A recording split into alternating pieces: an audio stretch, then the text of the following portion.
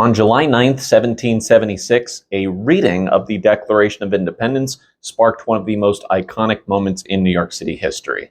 Today, I bring you that story. If you're not familiar with the early United States history, don't worry, I've got you covered, so let's just get right into it.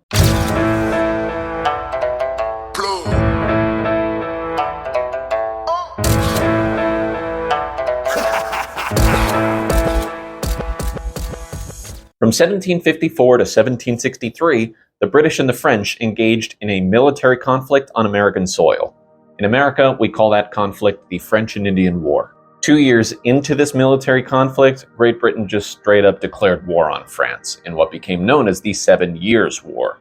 You see, these two world superpowers at the time were having these big disagreements about what land they controlled in places that weren't named Great Britain or France. The point of the French and Indian War was to figure out who controlled the land in North America. Both the British colonists and the French colonists each had different Native American tribes that were allying with them, but ultimately, the British colonists and their tribes would triumph over the French colonists and their tribes. So now that the war is over, everything can go back to normal, right?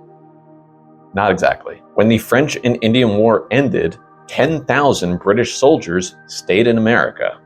But why? Well, while this war was going on, the British and the colonists were both shocked to see that there were Native American tribes willing to rebel against them and fight alongside the French. So, to ensure that they had the manpower to defeat any future tribal attack, they kept 10,000 men behind.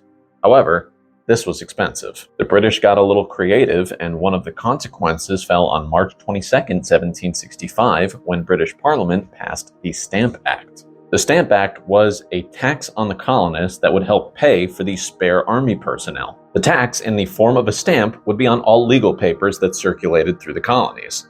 This included official documents, newspapers, pamphlets, playing cards. This was a big problem for the colonists. They felt like this was a violation of their rights. After all, they were being taxed without their consent. It would be one thing if they had representation in British Parliament, but they didn't.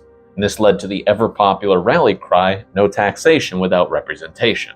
The British countered with the fact that towns like Birmingham and Manchester didn't have representation in Parliament either, but they still paid their taxes. The colonists responded by saying that they made their own law-making bodies when they first arrived in America, and they collected taxes there. They felt like this was their own equivalent to Parliament over in Britain, so why should they be paying another unrepresented tax on top of that?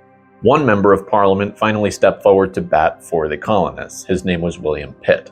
The colonists were very thankful that they finally had someone on their side. And then almost a year later, the Stamp Act was repealed on March 18th, 1766. This is a huge win for the colonists. They are happy that they no longer need to pay this ridiculous stamp tax. Now, at this point in American history, there are 0 statues of anybody in any of the colonies. However, the colonists wanted to change that. They wanted a statue of their Parliament hero, William Pitt. Money was raised for one in South Carolina, and money was raised for one in New York as well. There was a slight hiccup, though. City officials in New York thought this proposal might get rejected unless they also request a statue of King George III. They figured if they played into the king's ego, then maybe he would sign off on this statue of William Pitt. And so everyone let out a sigh, and everyone put their own egos to the side and said, you know what, fine, let's just do this. Submissions were made to Britain, and then they were passed along to English sculptor Joseph Wilton. The plan was a success. America was about to get its very first statues. It does take time to make statues, though, so the colonists would have to wait a few years before those statues could arrive. No big deal. It's not like the British are going to tax them again, right? Right? To be clear, the Stamp Act was not the first nor the last time the British would tax the colonists. There was the Sugar Act, and the Quartering Act, and the Intolerable Act, the Tea Act. I mean, the list goes on and on and on. You'd imagine the British would have figured out that you're going to make the colonists angry if you just continued to tax them. Then, a few months before these statues arrived, the Boston Massacre took place in Massachusetts.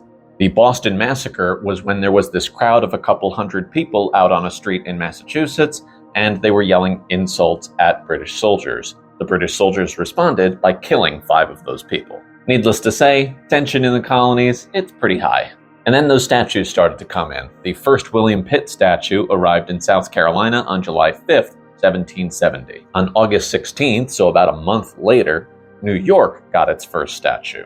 but it wasn't the statue they wanted. It was a glorious sculpture of King George III, solid lead, gilded with gold, sitting on this big high pedestal made of marble. His Majesty was sitting on horseback, and I mean, this thing is huge. It's 18 feet tall.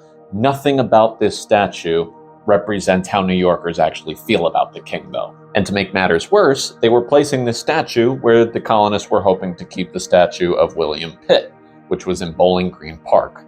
Bowling Green is New York's oldest public park. It dates back to 1733. Bowling Green was also a frequent meeting spot for the Sons of Liberty. The Sons of Liberty was a secret organization formed in the colonies in order to undermine British rule. When the statue of William Pitt finally arrived in September, it was placed in the middle of Wall Street, and I do mean in the middle of the street. This was also a human-sized statue, nowhere close to the size of the King George statue. It was obvious how the British Crown felt about the statues, but the colonists swallowed their pride because they knew they were on the brink of revolution. 4 years later, the First Continental Congress formed in order to discuss what to do about all of these coercive actions from Great Britain. The following year, George Washington left the Continental Congress in order to lead America's army. There was only one thing left to do in their eyes, which was to make a formal Declaration of Independence. So one was written up by July 2nd, 1776, and then the words that you see on the paper today were finally all on there by July 4th, 1776. You know, a lot of people don't realize that Congress actually voted to declare independence on July 2nd. Weird, right? At this point, Washington is moving his troops down to New York. He is expecting the British to attack the harbor as they would like to get control of the Hudson River. On July 9th, so a few days later, John Hancock, the president of the Continental Congress at the time when the Declaration was adopted, he wrote a letter to George Washington which included the first copies of the document. Washington immediately chose to have copies made and distributed so that the Declaration could be read at New York's City Hall Park that evening.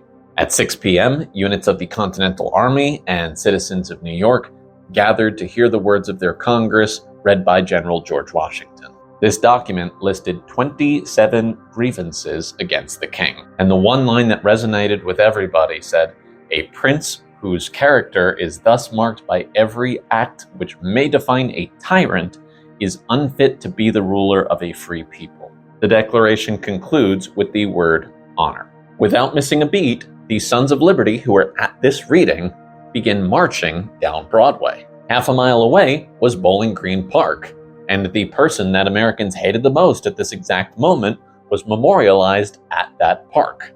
So when this mob of people reaches Bowling Green, they had ropes with them, and they would lasso the ropes over King George's head, and then they would grab onto both ends of the rope, and they would start to pull as hard as they could. The strength, the might of these people was able to not only move, but topple this 2-ton statue. The statue comes crashing down to the ground, and then everyone is cheering, everyone's so excited, and then they realize, you know what, the work's not done here. We need to get to work right now. Remember, sitting on the ground is 4,000 pounds of lead. These colonists went around trying to find whatever tools they could, so that way they could actually chisel into the statue. Once they had it broken up, they would start carrying these pieces off to different wagons. Once the wagons were full of scraps, they would make their way to the East River, where there was a schooner waiting, so that it could deliver all of these statue scraps to Litchfield, Connecticut. In Litchfield, Connecticut was a foundry that was owned by General Oliver Wolcott. At this foundry, they were actually able to melt down these statue pieces to become musket balls or bullets. According to General Wolcott, just 1 pound of this lead should be able to make 20 bullets. The final count ended up being 42,088 bullets made from this statue. Now, if you're a math nerd like I am, you might realize that those numbers don't quite add up. Parts of the statue did get lost along the journey.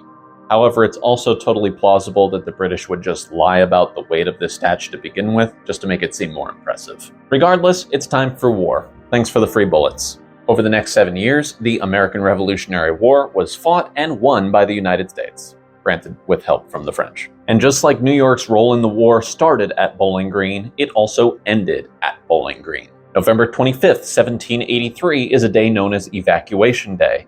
This is the day that the British officially left New York after the war was over. However, it seems some pesky British officer decided to leave a British flag flying atop the flagpole at Bowling Green Park. Not only that, but this flagpole was greased so that people couldn't climb it in order to take the flag down. However, a US soldier was able to make some sort of makeshift cleats and climb that flagpole like his life depended on it. When he reached the top of the pole, he was able to swap out the British flag for the Stars and Stripes, and just in time for Washington to be marching his troops down Broadway to Bowling Green to watch that last British ship disappear over the horizon. No statue in sight. 8 pieces of that statue are preserved and kept at the New York Historical Society. You can also find one of those pieces at the Museum of the City of New York. The statue of William Pitt was damaged during the war and unfortunately was removed from the city in 1788. As for July 4th, it is interesting that we celebrate on that day as opposed to July 2nd or August 2nd, the day that it was actually signed.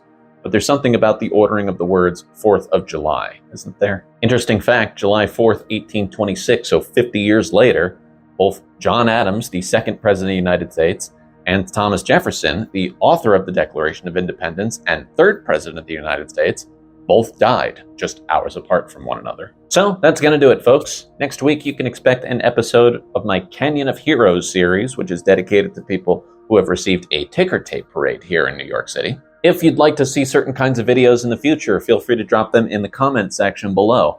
Just please make sure that they have relevance to Manhattan, Brooklyn, Queens, the Bronx, or Staten Island. Also, please make sure to like this video and subscribe to the channel. I post every Friday, help the channel grow, and until next time, deuces, kids.